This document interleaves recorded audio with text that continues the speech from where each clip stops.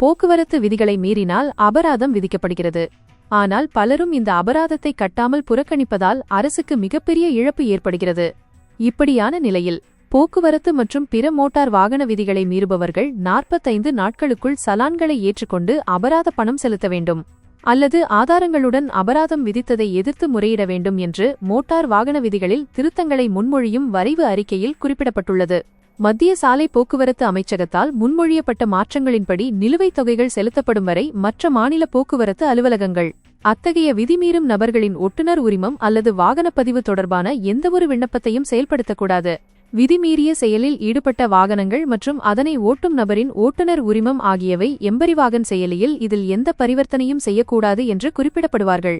மேலும் வரைவு விதிகளின்படி ஒரு சலான் சர்ச்சைக்குள்ளாகி 30 நாட்களுக்குள் அதை அதிகாரிகள் தீர்க்க தவறினால் அல்லது பதிவு செய்யப்பட்ட காரணங்களுடன் சலானை ரத்து செய்ய முடிவு செய்தால் அபராதம் அமல்படுத்தப்படாது எனவும் கூறப்பட்டுள்ளது.